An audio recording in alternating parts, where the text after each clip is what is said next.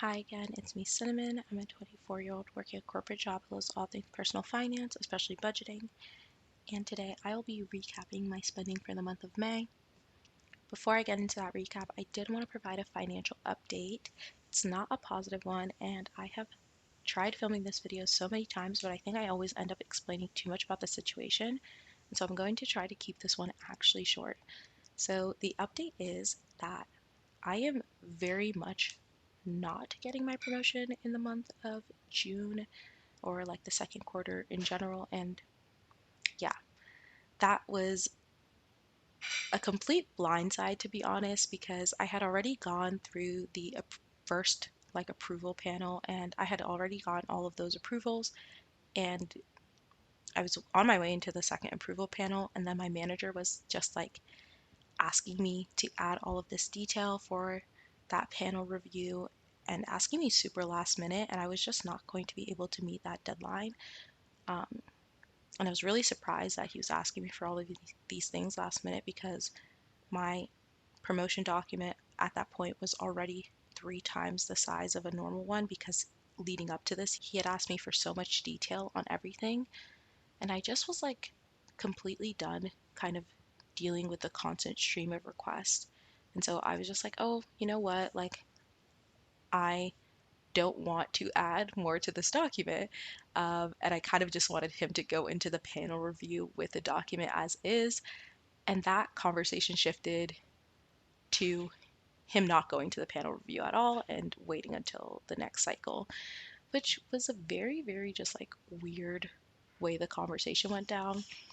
And yeah, I am just still like reeling from all of the feelings about like how everything just happened.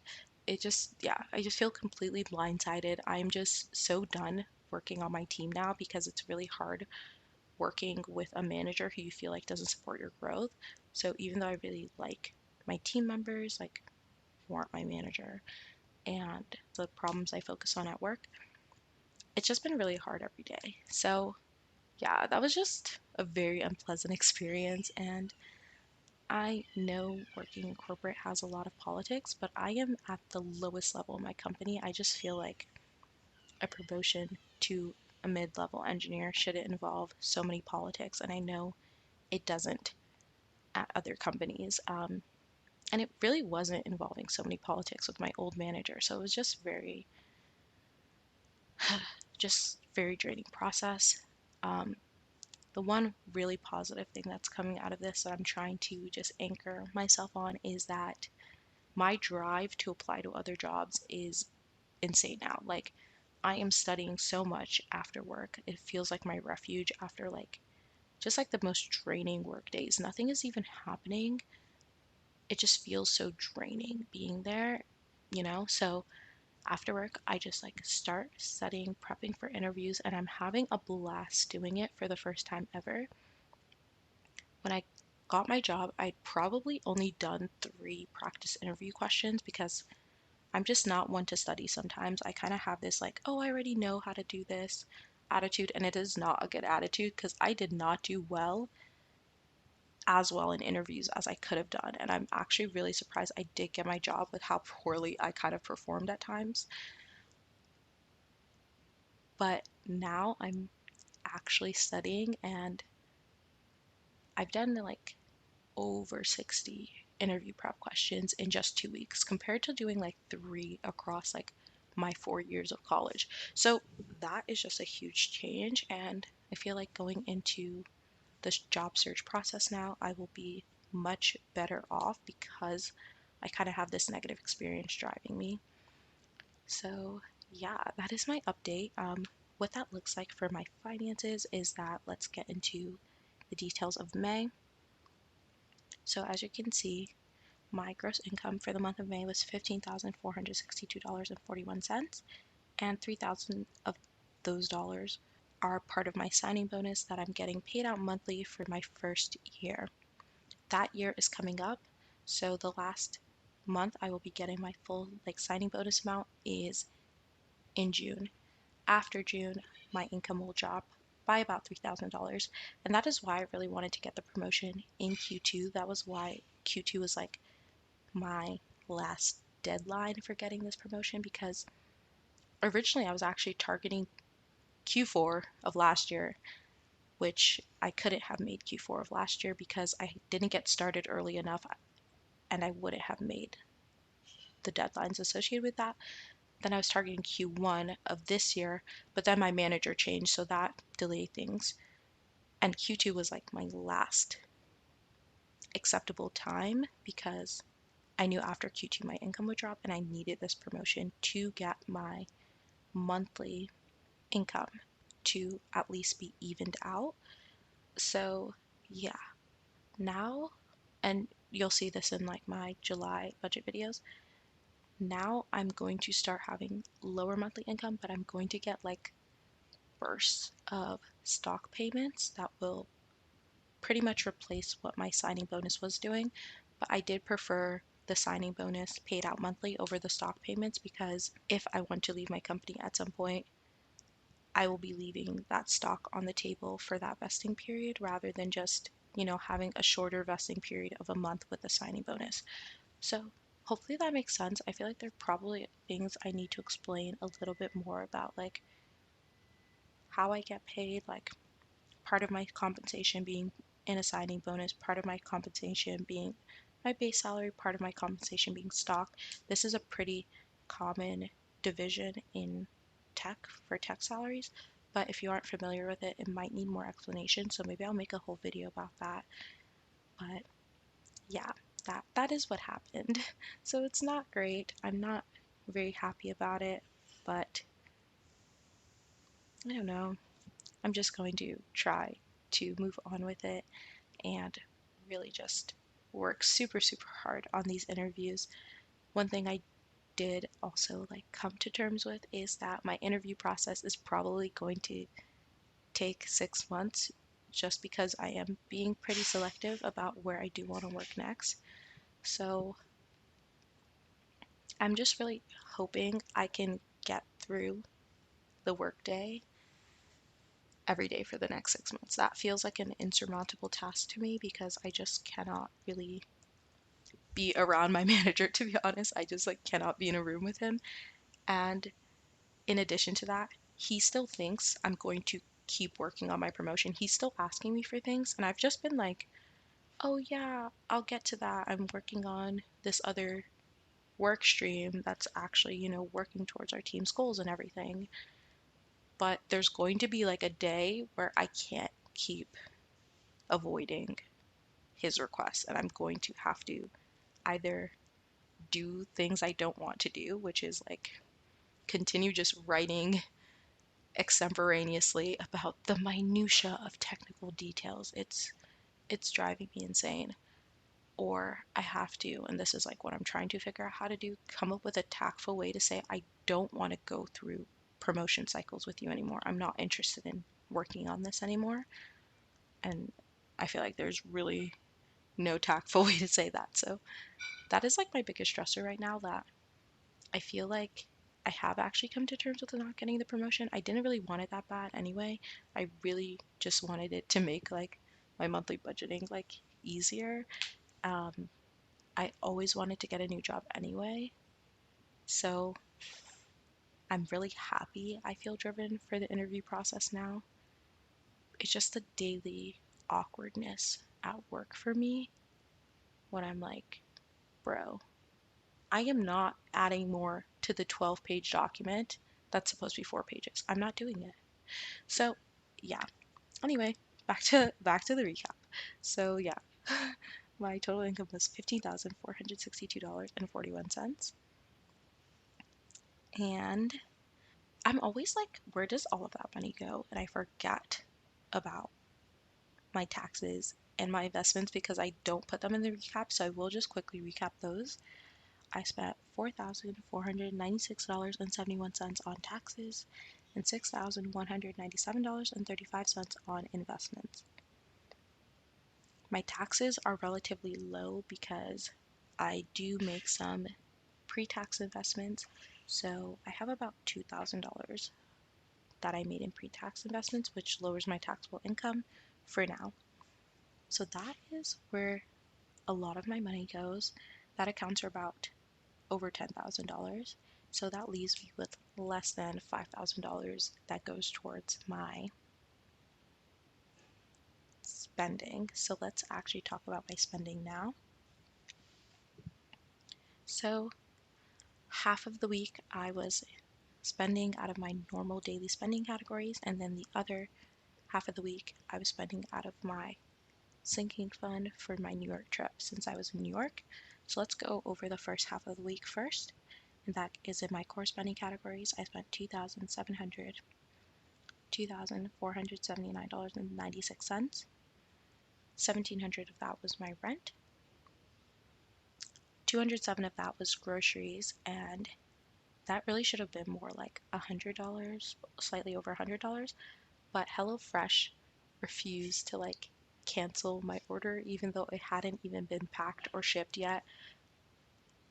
Yeah, so that was a little frustrating, and I had to like coordinate with people to get the groceries because I didn't want like food outside of my house that was just like rotting for 2 weeks.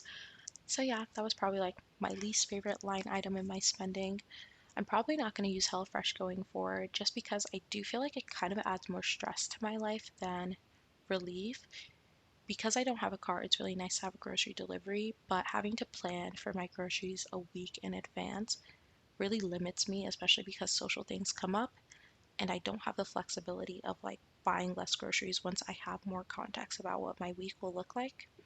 So I'm gonna try to go to Trader Joe's more with my boyfriend. He just like discovered Trader Joe's and is like in love with it. He used to always go to Whole Foods and would buy like sourdough there for $8, and there's a very similar sourdough at Trader Joe's for $4, and he's like been mad about it for a month now. He's just like, how have I been buying this sourdough for $8 when I can get it for $4? So now we can go to Trader Joe's together. So I'll probably be going there a lot more.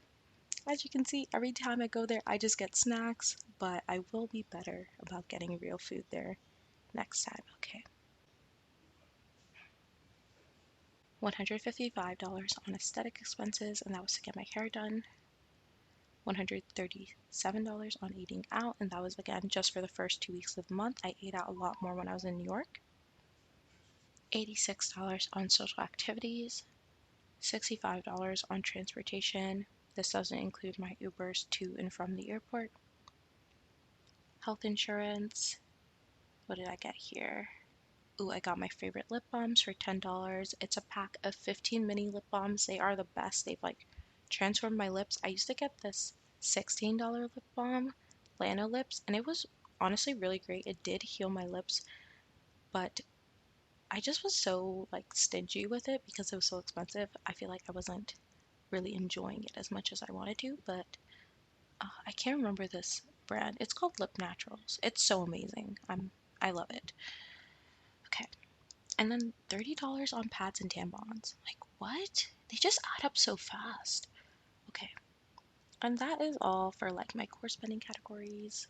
Okay, let's get into my general sinking funds because that is also part of my normal spending for the month. So I had to buy a new phone case for $15. I had to spend $94 on covering a dental procedure I had last month, if not in March. And this is after insurance.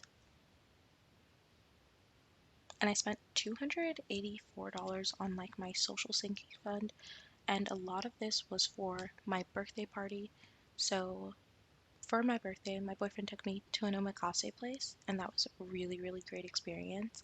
And it was like 21 courses, but I lost count because he kept giving us like extra surprise courses, and I was really thinking by the end of it I would be starving, but honestly by course 6 I was like filled to the brim. I was nervous. Each course felt like a threat. So that was really fun.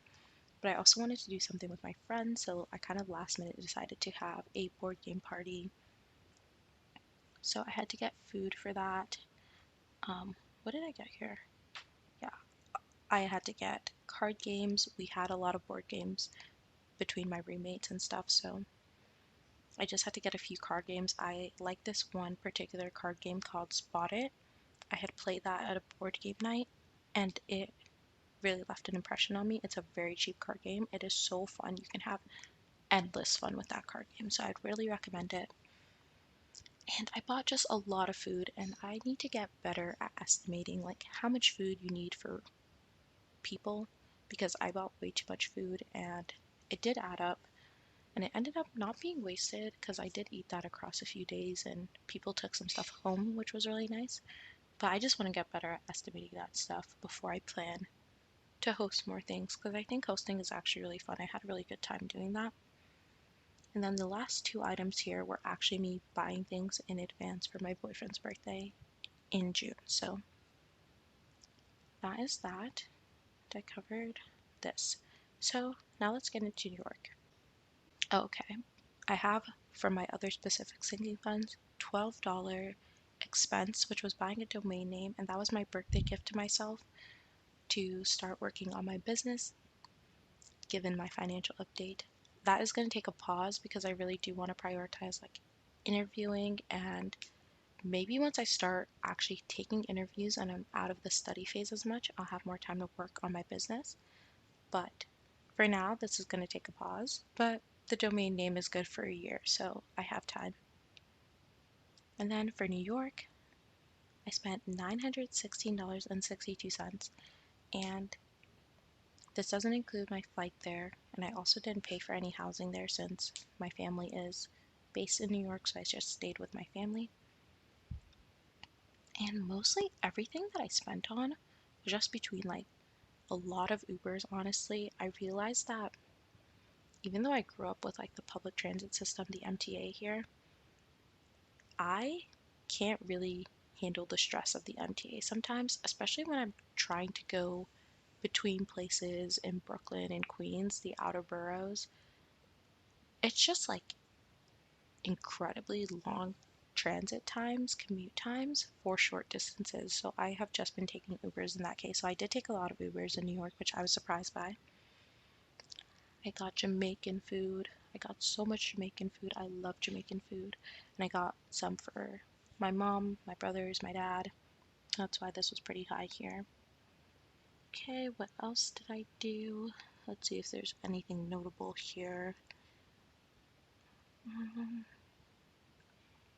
yeah, also because my dad wasn't familiar with the MTA. If he was like asking me for directions somewhere, I would just sometimes like get him an Uber because I didn't want him to get lost, especially at night. So that added up. Okay, what else? Dippin' Dots, overpriced Dippin' Dots. I get them every single time. Okay, and what else? Yeah, so I feel like a few activities that I did here aren't in my spending because either my dad paid for it or I got it for free. Because I still have my New York State ID, I can get into a lot of like museums and gardens for free still. One thing that was surprising for me while I was in New York is that even though my dad has been coming here for like over 20 years now, he hasn't done a lot of like basic touristy things. He kind of just stays in our immediate neighborhood and meets up with friends, acquaintances. So I wanted to make this trip more of a comprehensive vacation for him. So we did do a lot of activities together. His favorite by far was the Brooklyn Museum, which you can get in for free if you're a New Yorker. And I think also if you live in New Jersey and stuff like that. My favorite was the New York Botanical Garden in the Bronx. That was my first time being there because it is just so far from me, but it was really beautiful and they had an Alice in Wonderland theme and it was just great. What else did we really, really like? Oh, something else we really liked was the Hudson River Park. I think it's relatively new, so yeah, I hadn't been there before. My dad hadn't been there before. It has a lot of interesting shapes. The energy was just so great there. People were just sitting and chilling. Like, I liked it a lot more than just like Central Park. It was just really, really nice. So, yeah, those are my top three like recommendations for things to check out while you're in New York if people are going there. And overall, this vacation was really, well, I wouldn't really consider a vacation, but this trip was really sweet because I feel like I got to do a lot of new things with my dad and really like take him out and explore new things with him, and he seemed to have a really great time. He hasn't been able to come back to the city for 8 years now, and I haven't seen him for like 6 years now just because of the whole World Health event. So, yeah, that was really, really nice. It just was like also a super emotional period of time because of that as well. So, May was full of pretty good things. Like, my birthday party was definitely a highlight. Seeing my dad and just seeing how happy he was with the things we were doing as well was also a highlight. Catching up with some high school friends that I've been nervous to catch up with was also a highlight. So there were really great things in this month. I'm actually surprised just looking back at my financial recap. I guess catching up with my friends is here. Like, I have some things here. I'm just not diving into it too much because there are just so many transactions here. I'm kind of overwhelmed. Um, but yeah, there was a lot of great things that happened this month, and I want to make sure that I remember those things and I don't let something that's happening at work fully contextualize like how I feel about a given month. But yeah, that is all for the month of May. I hope we both have a much better month of June, and thank you so much for watching. Bye.